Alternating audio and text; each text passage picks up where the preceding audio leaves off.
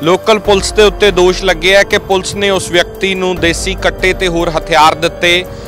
26 तरीक नूं उसने गोलियां चलाउणियां सी कि कुछ आगूआं तक नूं मारन दी प्लैनिंग उन्हां वल्लों कीती गई सी।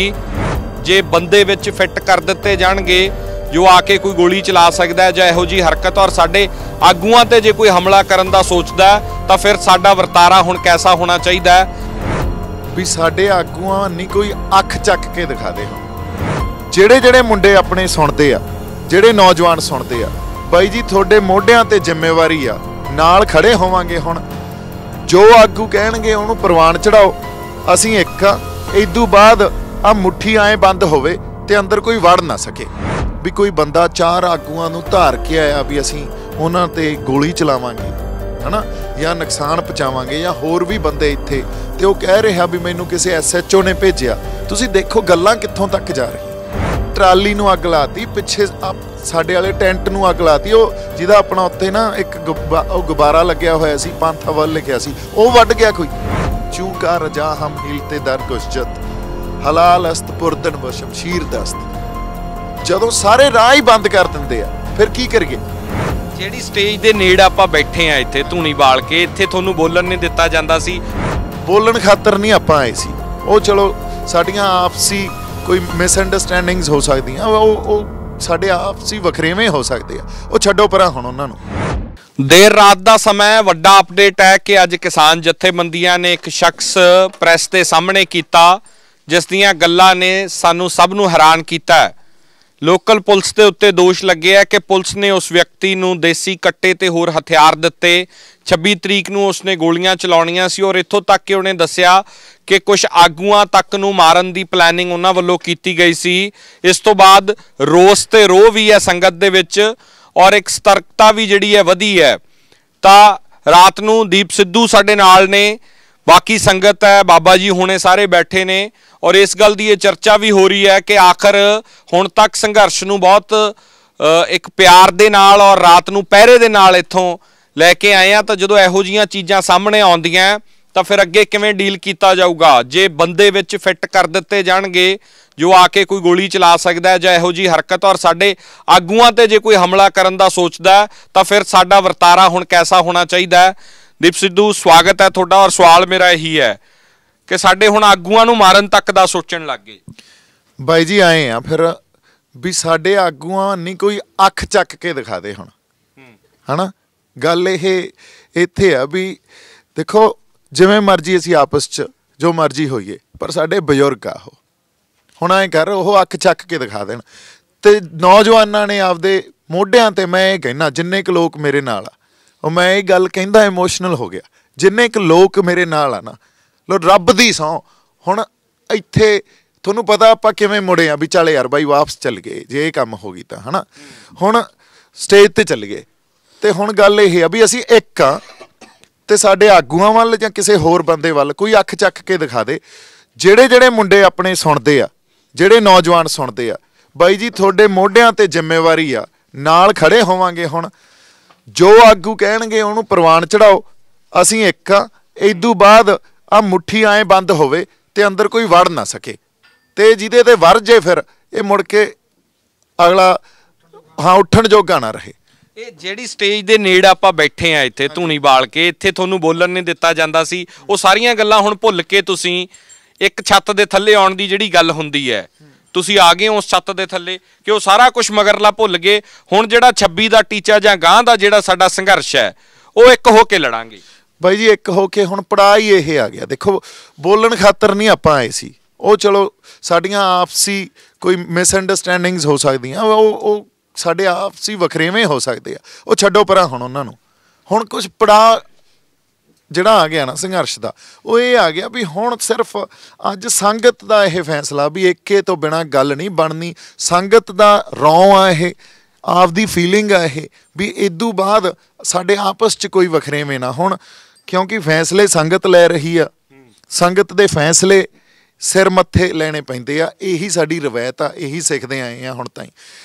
ਪਰ ਜੋ ਬਾਈ ਅੱਜ ਗੱਲ ਹੋਈ ਆ ਵੀ ਕੋਈ ਬੰਦਾ 4 ਆਗੂਆਂ ਨੂੰ ਧਾਰ ਕੇ ਆਇਆ ਵੀ ਅਸੀਂ ਉਹਨਾਂ ਤੇ ਗੋਲੀ ਚਲਾਵਾਂਗੇ है ना, ਜਾਂ ਨੁਕਸਾਨ ਪਹੁੰਚਾਵਾਂਗੇ ਜਾਂ ਹੋਰ ਵੀ ਬੰਦੇ ਇੱਥੇ, ਤੇ ਉਹ ਕਹਿ ਰਿਹਾ ਵੀ ਮੈਨੂੰ ਕਿਸੇ SHO ਨੇ ਭੇਜਿਆ। ਤੁਸੀਂ ਦੇਖੋ ਗੱਲਾਂ ਕਿੱਥੋਂ ਤੱਕ ਜਾ ਰਹੀਆਂ। ਇਹ ਕੋਈ ਵੀ ਬੰਦਾ, ਕੋਈ ਜ਼ਾਲਮ ਬੰਦਾ ਹੀ ਹੋਊਗਾ ਜਿਹੜਾ ਮੈਨੂੰ ਲੱਗਦਾ ਸਹਿ ਜੂਗਾ ਇਹ ਗੱਲ। ਫਿਰ ਤਾਂ ਜਦੋਂ ਗੱਲ ਉਹ ਪੁਰਾਤਨ ਸਮਿਆਂ 'ਚ ਸਿੰਘ ਕਹਿੰਦੇ ਹੁੰਦੇ ਸੀ ਨਾ ਵੀ ਜੇ ਪੰਥ ਹੀ ਨਹੀਂ ਰਹਾ ਤਾਂ ਗ੍ਰੰਥ ਕੌਣ ਮੰਨੇਗਾ, ਤੇ ਹੋਕਾ ਦੇ ਕੇ ਇਕੱਠੇ ਹੋ ਜਾਂਦੇ ਸੀ। ਹੁਣ ਇਹੀ ਸਾਡਾ ਤਾਂ ਪੰਥ ਆ, ਇਹੀ ਸਾਡੇ ਸਰਬੱਤ ਦੇ ਭਲੇ ਦਾ ਜਜ਼ਬਾ। ਅਸੀਂ ਅੱਜ ਤੱਕ ਜਿਹੜੇ ਜਾਬਤੇ 'ਚ ਰਹਿ ਕੇ ਜਿਵੇਂ ਸੰਘਰਸ਼ ਨੂੰ ਚਲਾਇਆ ਹੈ ਨਾ, ਉਹ ਮੈਨੂੰ ਲੱਗਦਾ ਦੁਨੀਆ ਦੇਖ ਰਹੀ ਆ ਇਸ ਗੱਲ ਨੂੰ। ਅੱਜ ਜਿਹੜੇ ਪੜਾਅ 'ਚ ਅਸੀਂ ਆ ਗਏ ਆ ਨਾ, ਤੁਸੀਂ ਦੇਖੋ ਪ੍ਰਮਾਤਮਾ ਦੀ ਮਿਹਰ ਦੇਖੋ। ਇੱਧਰ ਸਾਡੇ ਫੌਜਾਂ ਬੈਠੀਆਂ, ਨਿਹੰਗ ਸਿੰਘ ਫੌਜਾਂ ਬੈਠੀਆਂ, ਇੱਧਰ ਸਾਡੇ ਵੋਲੰਟੀਅਰ ਪਹਿਰੇ ਤੇ ਆ, ਹੈ ਨਾ। ਇੱਕ ਪਾਸੇ ਉਧਰ ਦਿੱਲੀ ਦੀ ਫੌਜ ਬੈਠੀ ਆ ਤਾਂ ਸਾਡੀ ਵੀ ਫੌਜ ਬੈਠੀ ਆ। ਔਰ ਹੁਣ ਜਿਹੜੇ ਪੜਾਅ 'ਚ ਜਿਵੇਂ ਮੈਂ ਕਿਹਾ, ਇੱਥੇ ਤਾਂ ਸਮਰਪਣ ਚਾਹੀਦਾ। ਹੁਣ ਸੇਵਾ ਤੇ ਸਮਰਪਣ। ਹੁਣ ਕੋਈ ਸਾਨੂੰ ਇਹ ਨਹੀਂ ਵੀ ਸਲਾਹ ਲਏ ਕੋਈ ਨਾ ਲਏ, ਕੋਈ ਫਰਕ ਨਹੀਂ ਪੈਂਦਾ। ਹੁਣ ਤਾਂ ਬਾਈ ਜੀ ਵਾਕਈ ਉਹ ਸਮਾਂ ਆ ਗਿਆ ਵੀ ਅਸੀਂ ਇੱਕ ਪਰਿਵਾਰ ਆ, ਬਾਹਰਲਾ ਨਹੀਂ ਅੱਖ ਚੱਕ ਕੇ ਦੇਖ ਸਕਦਾ। ਪਰ ਆਪਾਂ ਹੁਣ ਤੱਕ ਤਾਂ ਸ਼ਾਂਤੀ ਦੀ ਗੱਲ ਕਰਦੇ ਆਏ ਆ ਨਾ, ਕਿ ਅਸੀਂ ਸੁਪਰੀਮ ਕੋਰਟ ਤੱਕ 'ਚ ਅਸੀਂ ਕਿਹਾ ਕਿ ਸ਼ਾਂਤਮਈ ਤਰੀਕੇ ਨਾਲ ਬੈਠੇ ਆ। ਜਦੋਂ ਤੁਰੇ ਸੀ ਉਦੋਂ ਤੋਂ ਹੁਣ ਤੱਕ ਕੋਈ ਇਨਸੀਡੈਂਟ ਵਾਇਲੈਂਸ ਦਾ ਸਾਡੇ ਕੰਨੀਓ ਹੈ ਨਹੀਂਗਾ। ਪਰ ਜਦੋਂ ਇਹੋ ਜਿਹਾ ਕੁਝ ਆਊਗਾ ਉਧਰੋਂ, ਤਾਂ ਫਿਰ ਡੀਲ ਕਿਵੇਂ ਕਰੋਗੇ? ਦੇਖੋ ਇਸੇ ਕਰਕੇ ਸਾਨੂੰ ਗੁਰੂ ਨੇ ਜੇ ਹਥਿਆਰ ਦਿੱਤੇ ਆ ਨਾ, ਉਹਨਾਂ ਨੇ ਇਸੇ ਕਰਕੇ ਦਿੱਤੇ ਆ ਬਾਈ। ਸੈਲਫ ਡਿਫੈਂਸ ਹੈ ਨਾ। ਦੇਖੋ ਕਦੇ ਵੀ ਸਿੱਖ ਜਾਂ ਸਾਡੀਆਂ ਫੌਜਾਂ ਕਦੇ ਵੀ ਆਪਦੇ ਅੰਦਰ ਮਨਾਂ 'ਚ ਹਿੰਸਾ ਲੈ ਕੇ ਨਹੀਂ ਫਿਰਦੀਆਂ। ਇਹ ਹਥਿਆਰ ਹੀ ਗਰੀਬ ਦੀ ਰੱਖਿਆ ਤੇ ਜਰਵਾਣੇ ਦੀ ਭਖਿਆ, ਇਹ ਦੋ ਸਾਡਾ ਇਹੀ ਫਲਸਫਾ। ਠੀਕ ਆ।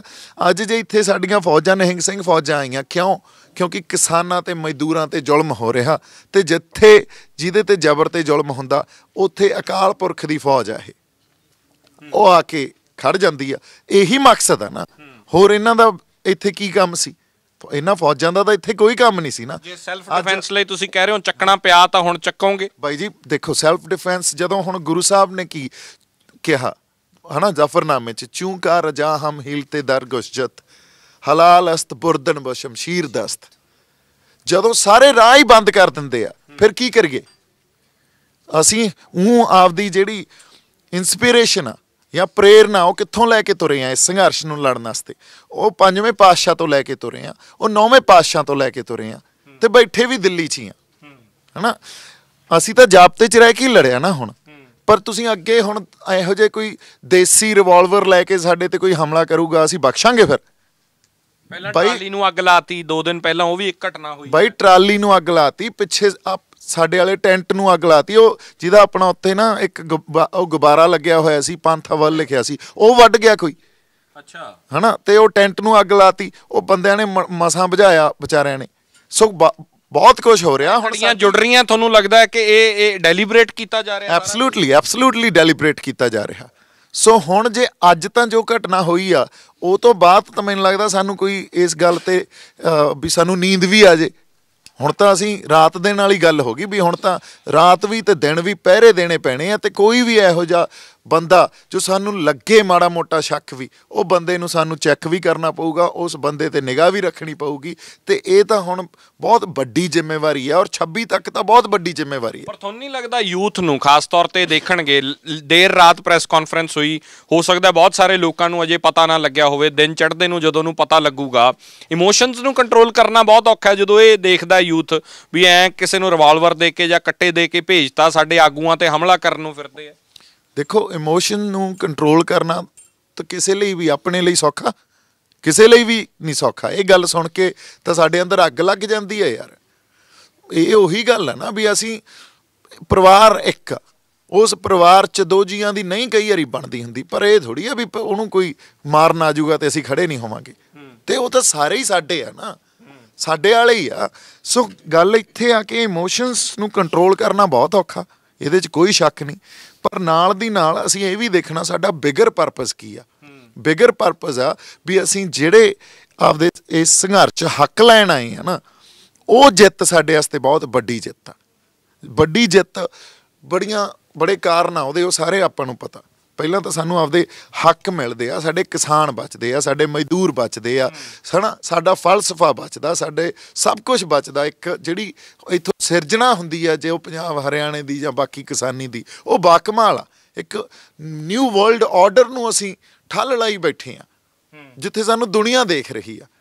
ਅੱਜ ਤੱਕ ਦੁਨੀਆ 'ਚ ਜਿੱਥੇ ਜਿੱਥੇ ਪੋਲਿਸੀ ਮੇਕਿੰਗ 'ਚ ਡਿਸੀਜਨ ਹੋਏ ਆ, ਕਿਸਾਨਾਂ ਨੂੰ ਮਜ਼ਦੂਰਾਂ ਨੂੰ ਉਜਾੜਿਆ ਹੀ ਗਿਆ ਨਾ। ਤੁਸੀਂ ਵੈਸਟ ਤੋਂ ਲੈ ਲਓ, ਹੈ ਨਾ, ਅਮੈਰੀਕਨਸ ਚਾਹੇ ਉਹ ਫਿਰ ਬ੍ਰਿਟਿਸ਼ਰਸ ਹੋਣ, ਆਸਟ੍ਰੇਲੀਅਨਸ ਹੋਣ, ਨਿਊਜ਼ੀਲੈਂਡ ਹੋਵੇ, ਜਿੱਥੇ ਜਿੱਥੇ ਆਪਾਂ ਕਹੀਏ ਵੀ ਕਿਸਾਨੀ ਹੈਗੀ ਹਜੇ ਵੀ, ਯੂਰਪੀਅਨਸ ਹੋਣ ਬਈ, ਉਹ ਕੰਟਰੀ ਸਾਈਡ ਕਹਿੰਦੇ ਆ ਉੱਥੇ ਕੱਲਾ ਕਿਸਾਨੀ ਦਾ ਘਰ ਰਹਿ ਗਿਆ। ਇੱਕ ਅੱਧਾ ਕਿਸਾਨ ਬੈਠਾ ਹੁੰਦਾ, 100 ਏਕੜ 'ਚ ਇੱਕ ਅੱਧਾ ਬੈਠਾ ਹੁੰਦਾ, ਉੱਜੜ ਗਏ ਸਾਰੇ। ਤੇ ਜੇ ਅਸੀਂ ਵੀ ਪਿੰਡਾਂ 'ਚੋਂ ਉੱਜੜ ਗਏ ਨਾ, ਆ ਪੋਲਿਸੀ ਡਿਸੀਜਨਸ ਉੱਥੇ ਹੀ ਜਾ ਰਹੀ ਹੈ, ਪੋਲਿਸੀ ਮੇਕਿੰਗ ਉਹੀ ਇਹਦੀਆਂ ਇੰਪਲੀਕੇਸ਼ਨਸ ਹੋਣਗੀਆਂ। ਸਾਡਾ ਤਾਂ ਸਭ ਕੁਝ ਹੀ ਖੁਰਜੂ, ਸਾਡੀ ਜ਼ਿੰਦਗੀ ਦੀ ਤਰਜ਼ਮਾਨੀ ਖੁਰਜੂਗੀ। ਜਿਸ ਤਰ੍ਹਾਂ ਤਰਜ਼ਾਏ ਜ਼ਿੰਦਗੀ ਹੈ ਨਾ ਸਾਡੀ, ਉਹ ਬਦਲ ਜੂ ਕੰਪਲੀਟਲੀ। ਫਿਰ ਅਸੀਂ ਇਹ ਬਹੁਤ ਕੁਝ ਪ੍ਰੋਟੈਕਟ ਕਰ ਰਹੇ ਹਾਂ। ਅਸੀਂ ਇੱਕ ਆਪਦੀ ਪੂਰੀ ਸਿਵਲਾਈਜੇਸ਼ਨ ਪ੍ਰੋਟੈਕਟ ਕਰ ਰਹੇ ਹਾਂ, ਜਿਹੜੀ ਸਦੀਆਂ ਤੋਂ ਵਿਕਸਿਤ ਹੋਈ ਆ। ਕਿਉਂ ਆਪਾਂ ਕਹਿੰਦੇ ਆ ਹੋਂਦ ਦੀ ਲੜਾਈ ਆ, ਵਾਕਈ ਅਸੀਂ ਆਪਦੀ ਸਿਵਲਾਈਜੇਸ਼ਨ ਨੂੰ ਪ੍ਰੋਟੈਕਟ ਕਰ ਰਹੇ ਹਾਂ। ਪਰ ਜਿਵੇਂ ਪੜਾਅ ਹੁੰਦੇ ਆ, 26 ਨੂੰ ਲੈ ਕੇ ਬਹੁਤ ਇੰਪੋਰਟੈਂਟ ਡੇ ਹੈ 26 ਨੂੰ, ਜਿਹੜੀ ਕਿਸਾਨ ਪਰੇਡ ਹੈ, ਇਹੋ ਜਿਹੇ ਐਲੀਮੈਂਟਸ ਜੇ ਹੋਰ ਆਉਂਦੇ ਆ ਜਾਂ ਇਹਦੇ ਤੋਂ ਅਵੇਅਰ ਰਹਿਣਾ ਹੈ, ਵਲੰਟੀਅਰ ਵੀ ਤੁਸੀਂ ਕਿਹਾ, ਸਾਡੇ ਕੋਲ ਫੌਜਾਂ ਵੀ ਬੈਠੀਆਂ ਨੇ, ਇਹ ਕਿੰਨਾ ਇੰਪੋਰਟੈਂਟ ਹੈ ਕਿ ਹੁਣ ਕੱਲਾ ਬੰਦਾ ਇਹਦੇ ਤੇ ਧਿਆਨ ਦੇਵੇ ਕਿ ਤੁਹਾਨੂੰ ਆਲੇ ਦੁਆਲੇ ਜੇ ਕੋਈ ਲੱਗਦਾ ਸ਼ੱਕੀ ਹੈ ਤਾਂ ਘੱਟੋ ਘੱਟ ਵਲੰਟੀਅਰਸ ਨੂੰ ਦੱਸੋ ਜਾਂ ਕਿਸੇ ਨੂੰ ਜਾ ਕੇ ਇਨਫੋਰਮ ਕੀਤਾ ਜਾਵੇ। ਬਿਲਕੁਲ ਬਾਈ ਸਾਡੇ 'ਚ ਨਾ ਜ਼ਿੰਮੇਵਾਰੀ ਜਿਹੜੀ ਆ, ਸਾਂਝੀ ਜ਼ਿੰਮੇਵਾਰੀ, ਇਹ ਸਾਡੀ ਰਵਾਇਤ ਸ਼ੁਰੂ ਤੋਂ ਹੀ ਰਹੀ ਆ। ਦੇਖੋ ਕੋਈ ਟਾਈਮ ਹੁੰਦਾ ਸੀ ਕਾਲੇ ਕੱਛਿਆਂ ਵਾਲੇ ਆ ਗਏ ਸੀ, ਸਾਰੇ ਪਿੰਡ ਵਾਲੇ ਇਕੱਠੇ ਹੋ ਕੇ ਪਹਿਰਾ ਲਾਉਂਦੇ ਹੁੰਦੇ ਸੀ, ਹਨਾ। ਉਹ ਸਾਡੀ ਰਵਾਇਤ ਆ। ਇਹ ਕਦੇ ਪਹਿਲਾਂ ਕਿਤੇ ਚੋਰੀ ਹੋ ਜਾਂਦੀ ਸੀ, ਫਿਰ ਇਕੱਠੇ ਹੋ ਕੇ ਪਹਿਰਾ ਲਾਉਂਦੇ ਹੁੰਦੇ ਸੀ, ਹਨਾ। ਕਰੋਨਾ ਵੇਲੇ ਵੀ ਲਾਤੇ ਆਪਾਂ ਪਹਿਰੇ। ਹਾਂ, ਸੋ ਇਹ ਗੱਲ ਜਿਹੜੀ ਇਹ ਤਾਂ ਸਾਡੇ ਖੂਨ 'ਚ ਪਈ ਆ ਹੁਣ।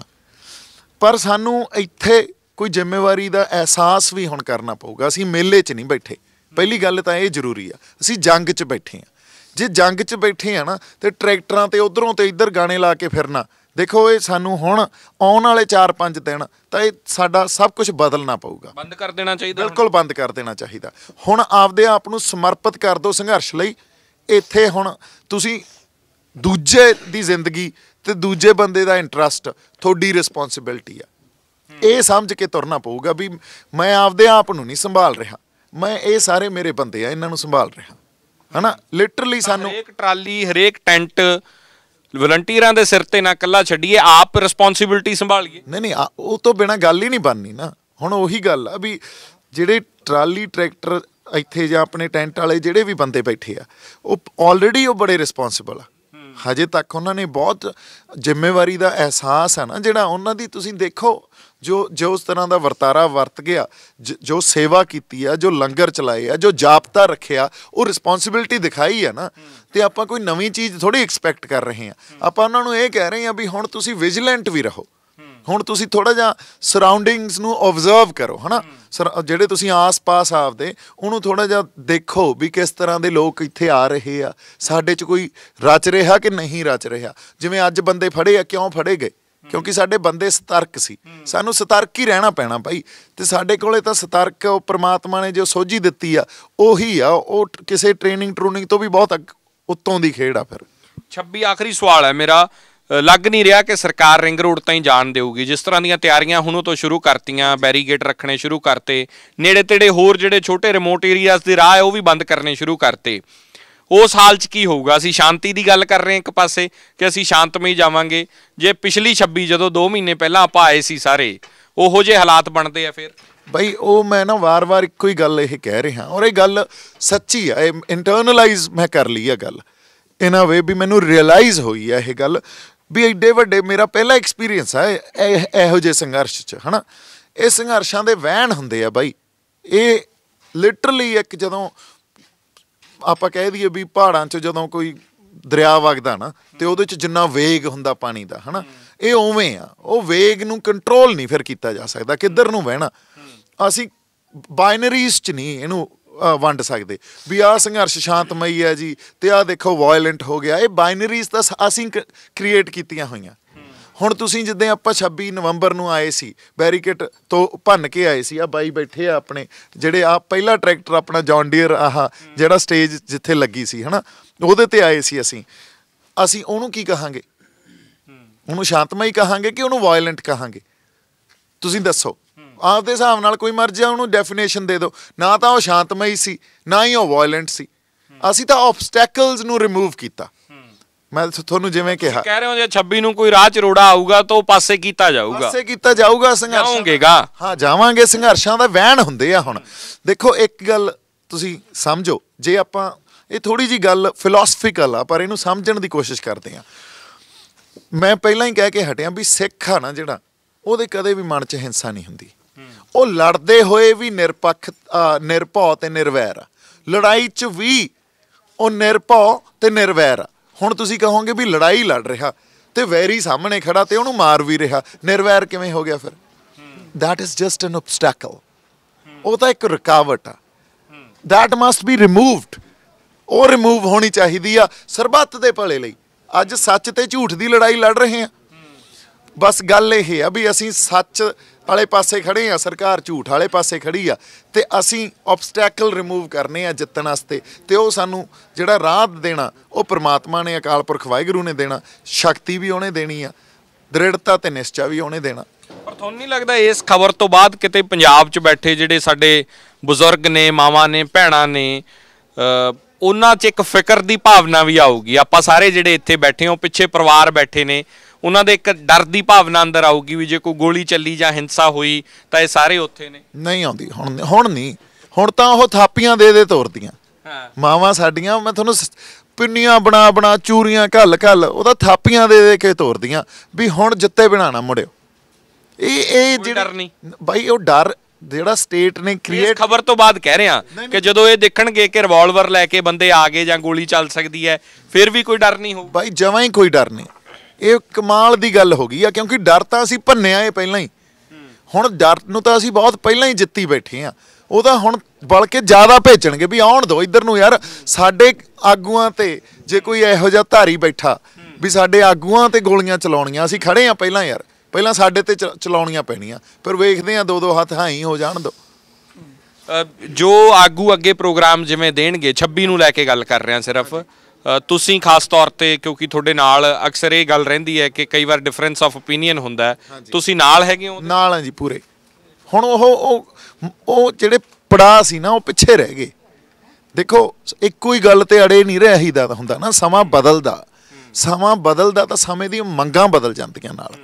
ਅੱਜ ਪੜਾਅ ਇਹ ਆ ਗਿਆ ਸੰਘਰਸ਼ ਦਾ ਵੀ ਹੁਣ ਵੱਖਰੀ ਗੱਲ ਨਹੀਂ ਕੀਤੀ ਜਾ ਸਕਦੀ। ਜਿਹੜਾ ਕੋਈ ਵੱਖਰੀ ਗੱਲ ਕਰੂਗਾ ਉਹ ਭਵਿੱਖ ਦਾ ਤੇ ਇਤਿਹਾਸ ਦਾ ਦੋਸ਼ੀ ਹੋਊਗਾ। ਇਹ ਸਮਾਂ ਆ ਗਿਆ ਹੁਣ। ਬਹੁਤ ਧੰਨਵਾਦ ਗੱਲਬਾਤ ਕਰਨ ਵਾਸਤੇ। ਦੇਰ ਰਾਤ ਦਾ ਸਮਾਂ ਔਰ ਇਹ ਬਹੁਤ ਇੰਪੋਰਟੈਂਟ ਹੈ ਕਿ ਇਹਨਾਂ ਚੀਜ਼ਾਂ ਨੂੰ ਹੁਣ ਅਸੀਂ ਸਮਝੀਏ। ਤੁਹਾਡੀ ਸਾਰਿਆਂ ਦੀ ਜ਼ਿੰਮੇਵਾਰੀ ਬਣਦੀ ਹੈ, ਜਿਹੜੇ ਪਿੱਛੇ ਵੀ ਬੈਠੇ ਹੋ ਪੰਜਾਬ 'ਚ, ਉਹ ਵੀ ਹੌਸਲਾ ਤੇ ਹੱਲਾਸ਼ੇਰੀ ਦਿਓ। ਇੰਨੀ ਕੁ ਗੱਲ ਤੋਂ ਅਸੀਂ ਘਬਰਾਉਣਾ ਨਹੀਂ। ਦੀਪ ਸਿੱਧੂ ਕਹਿ ਰਿਹਾ ਕਿ ਮਾਵਾਂ ਤਾਂ ਹੁਣ ਪਿੰਨੀਆਂ ਦੇ ਹੋਰ ਤੋਰਨਗੀਆਂ, ਹਾਲਾਂਕਿ ਥਾਪੀਆਂ ਦੇ ਕੇ। ਔਰ ਜਿਹੜੇ ਇੱਥੇ ਮੇਰੇ ਵੀਰ ਬੈਠੇ ਆ ਸਾਰੇ ਬਾਰਡਰਾਂ ਦੇ ਉੱਤੇ, ਆਪਾਂ ਇਹ ਬਹੁਤ ਧਿਆਨ ਰੱਖਿਓ ਕਿ ਆਲਾ ਦੁਆਲਾ ਧਿਆਨ ਰੱਖੋ। ਕੋਈ ਸ਼ੱਕੀ ਬੰਦਾ ਲੱਭਦਾ ਹੈ, ਮਿਲਦਾ ਹੈ, ਵਲੰਟੀਅਰਸ ਨੂੰ ਦੱਸੋ। ਔਰ ਬਹੁਤ ਇੰਪੋਰਟੈਂਟ ਹੈ ਕਿ ਤੁਸੀਂ ਆਪਦੇ ਚੌਗਿਰਦਾ ਚਾਰ ਚੁਫੇਰੇ 'ਚ ਨਿਗਾਹ ਰੱਖੋ। ਜੋ ਬੰਦਾ ਪਹਿਲਾਂ ਨਹੀਂ ਦੇਖਿਆ ਔਰ ਜਿਹੜਾ ਆਇਡੈਂਟੀਫਾਈ ਨਹੀਂ ਕਰਦੇ, ਤੁਸੀਂ ਘੱਟੋ ਘੱਟ 26 ਤੱਕ ਉਹਦੇ ਤੇ ਨਜ਼ਰ ਜ਼ਰੂਰ ਰੱਖੋ। ਆਪਣੀਆਂ ਟਰਾਲੀਆਂ ਦਾ ਖਾਸ ਤੌਰ ਤੇ ਧਿਆਨ ਰੱਖੋ। ਆਸੇ ਪਾਸੇ ਬਾਲਣ ਜਾਂ ਡੀਜ਼ਲ ਜਾਂ ਇਹ ਚੀਜ਼ਾਂ ਜੇ ਹੈਗੀਆਂ ਉਹਨੂੰ ਆਪਦੇ ਕੰਟਰੋਲ 'ਚ ਰੱਖੋ। ਕੋਈ ਬਗਾਨਾ ਬੰਦਾ ਉਹਦੀ ਅਪਰੋਚ 'ਚ ਨਾ ਆ ਸਕੇ, ਕਿਉਂਕਿ ਪਿੱਛੇ ਜਿਹੜੀ ਟਰਾਲੀ ਨੂੰ ਅੱਗ ਲੱਗੀ, ਡੀਜ਼ਲ ਔਰ ਇਹ ਚੀਜ਼ਾਂ। ਔਰ ਖਾਸ ਤੌਰ ਤੇ ਆਸੇ ਪਾਸੇ ਜਿਹੜੇ ਪੰਪਾਂ ਵਾਲੇ ਵੀਰ ਨੇ, ਉਹ ਐਵੇਂ ਕਿਸੇ ਨੂੰ ਤੇਲ 3-4 ਦਿਨ ਨਾ ਪਾ ਕੇ ਦੇਣ। ਕੈਮਰਾ ਪਰਸਨ ਗਗਨ ਦੇ ਨਾਲ ਸਿਮਰਨਜੋਤ ਸਿੰਘ ਮੱਕੜ, ਔਨ 에ਅਰ, ਦਿੱਲੀ।